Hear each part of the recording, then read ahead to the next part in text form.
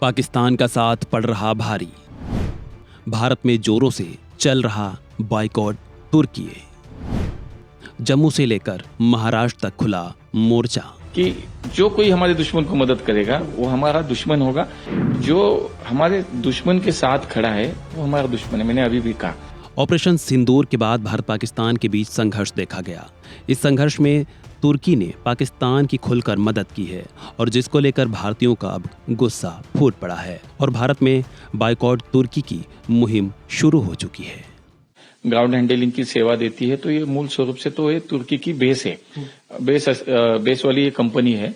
आज जिस माहौल से हम गुजर रहे हैं, जो सिचुएशन देश में है, जिस युद्ध हमारा शुरू था, तो उसका अगर हम जो बैकग्राउंड देखते हैं तो मुझे लगता है कि नेशनल सिक्योरिटी का ये इशू बन चुका है कि तुर्की ने तो पूरे खुलेआम से पाकिस्तान का सपोर्ट किया था, तो नेशनल सिक्योरिटी का ये विषय हो गया और इसलिए विकास के माध्यम से इस पूरी सिक्योरिटी को ध्यान में रखते हुए ये जो सेलेबी कंपनी है उसको पूरी तरह से बैन कर दिया है और पूरे देश में जहां जहां उनका काम शुरू था वो काम उनका बंद कर दिया, क्योंकि एक तो सिक्योरिटी का भी इशू है, दूसरी एक जनभावना भी है कि जो कोई हमारे दुश्मन को मदद करेगा वो हमारा दुश्मन होगा।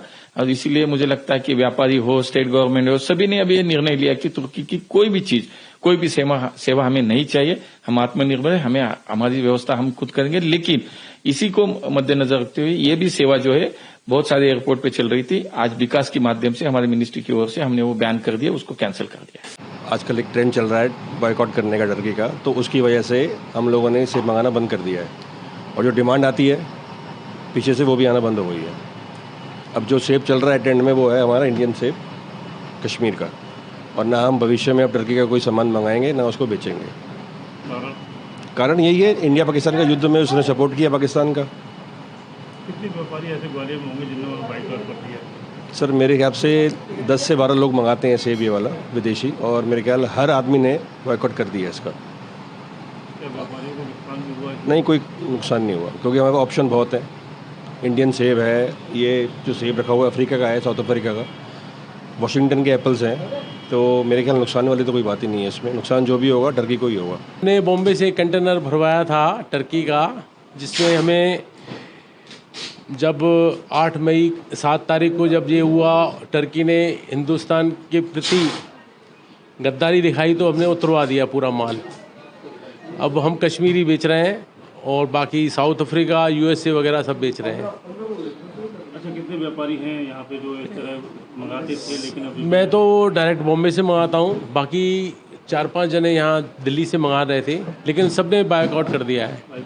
जिस हिसाब से जो पीछे हुआ है वो काफी दुखद था और हमारा जिस तरीके से टर्की ने पाकिस्तान को सपोर्ट किया है, हमारा काफी मटेरियल जो है मार्बल और ग्रेनाइट वगैरह काफी टर्की से आता था, तो हमने पीछे अपने वेंडर्स वगैरह को सबको मना कर दिया है कि अब हम आगे से टर्की का मटेरियल नहीं खरीदेंगे। हम अपनी दुकान पे टर्की का जो भी कोई भी पत्थर वगैरह कुछ भी नहीं बेचेंगे। हमारा मोस्टली टर्की से पत्थर ही आता था, तो वो हमने आगे से सोच लिया है कि हम आगे से नहीं बेचेंगे।